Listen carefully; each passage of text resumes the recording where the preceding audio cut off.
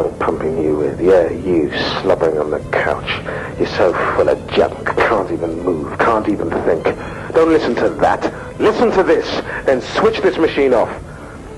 Open the windows, man. Let in the air, the wind, man. It's blowing over the wires like a voice in the sky, blowing in from the sea, man.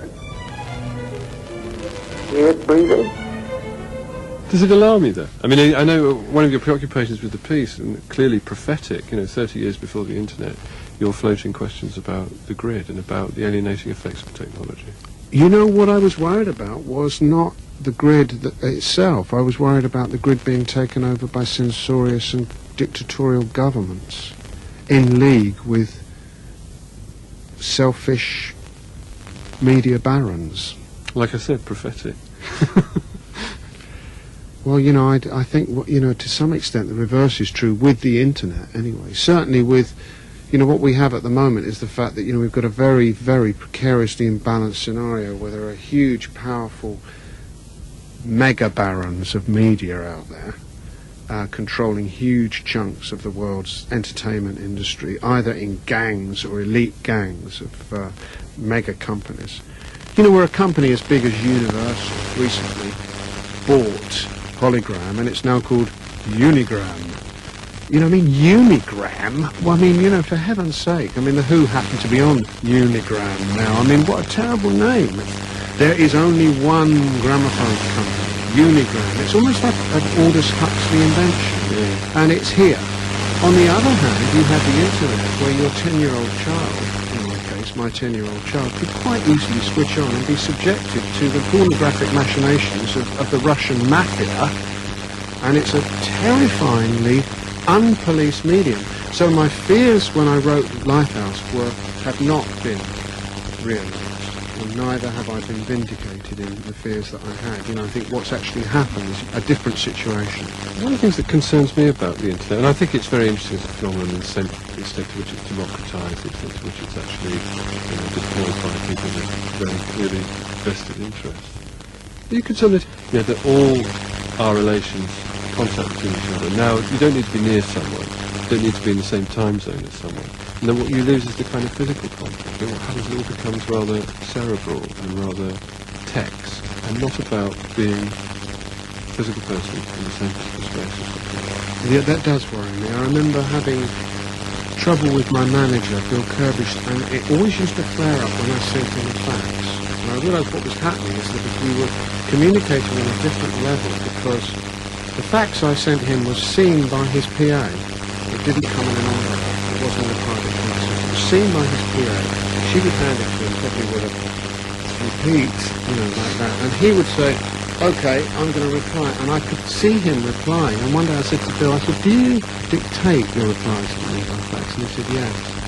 And I could see him walking around the room, replying, not to me directly, but via his secretary, to something for her benefit, for the benefit of the world at large.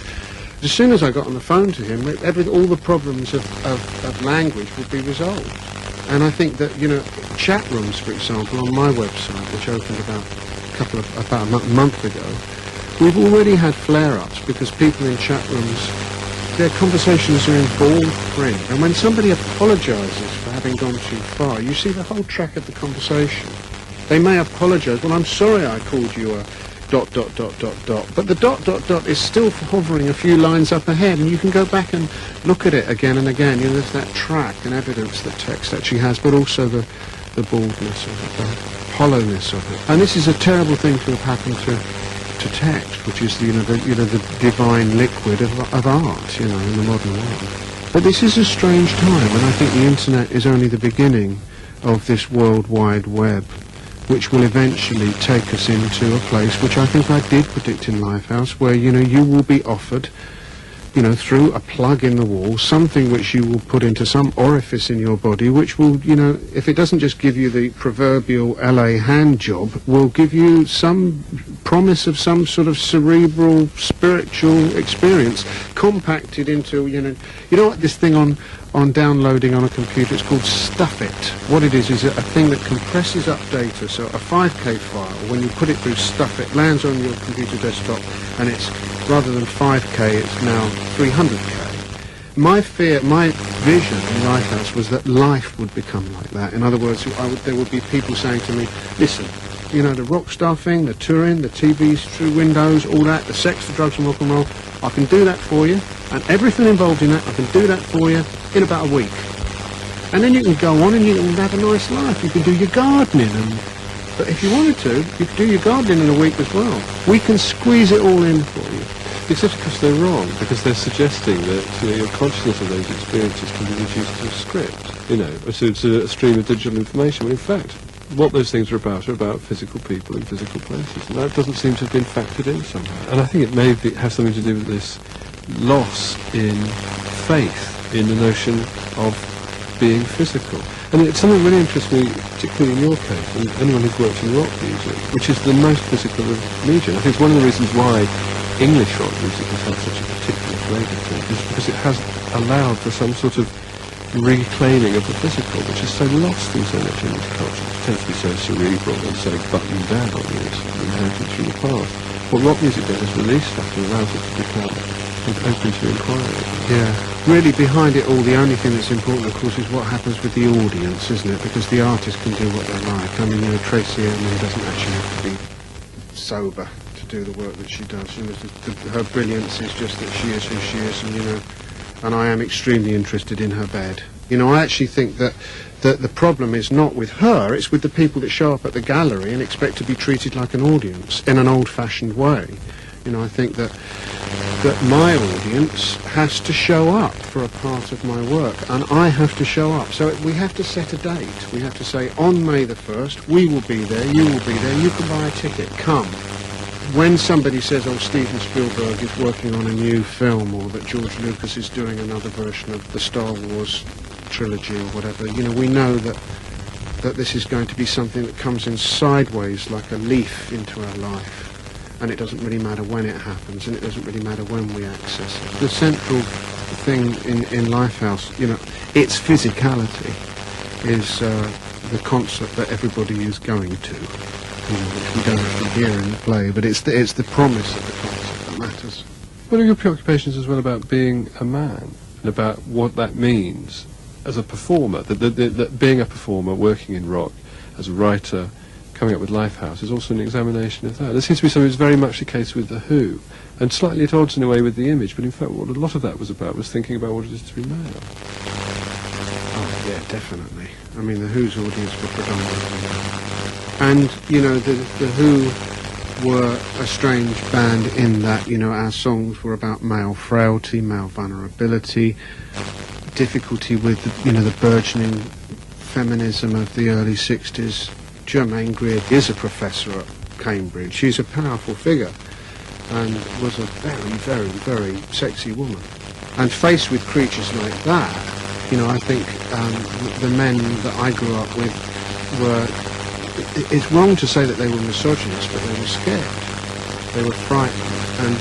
And so the irony was that the macho voice of Roger Daltrey singing these songs that I wrote, which were observations of, as well as sharings of my own vulnerability, observations of this universal frailty and inner collapse of all the men around me. It, you know, the fact that it was all done in such a macho way is kind of, it speaks, doesn't it, for what I've now realised is the double irony of English pop.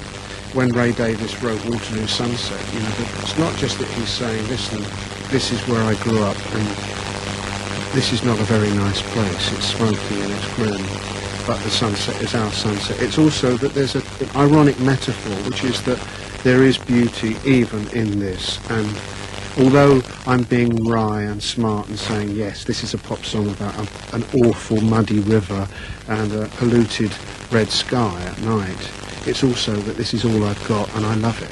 So in a way, the thing for The Who is that although Keith Moon had this reputation for being smart and funny and fierce and a little bit dangerous, you know, we all know that, you know, the circumstances of his life reveal that he was a clown and depressed and disaffected and screwed up and eventually died as a result.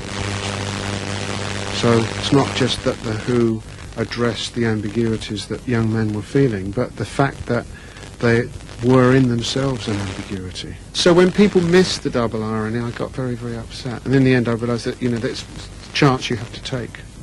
A chance that perhaps better to take working in a more extended form, like a rock opera or a play for radio. Yeah.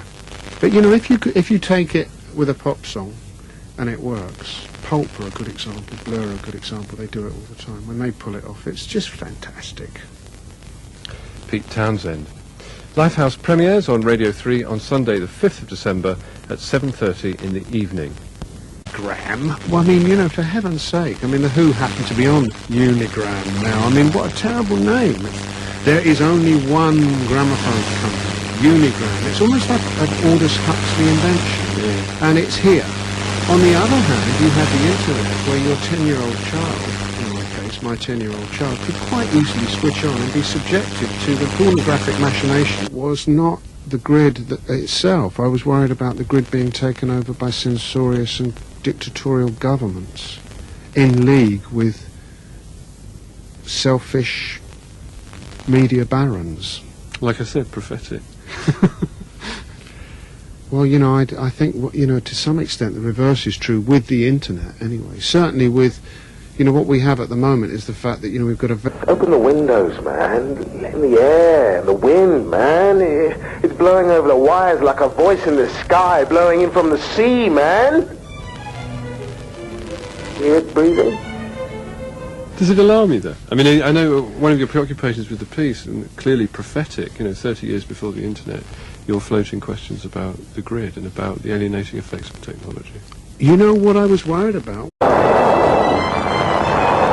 Whisper. Whisper. Whisper these words. All this shit they're junk pumping you with, you slobbering on the couch. You're so full of junk, can't even move, can't even think. Don't listen to that. Listen to this, then switch this machine off.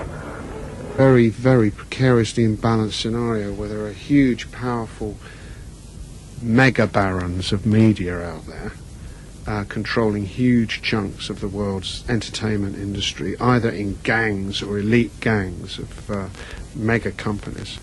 Where a company as big as Universal recently bought Polygram, and it's now called Unigram.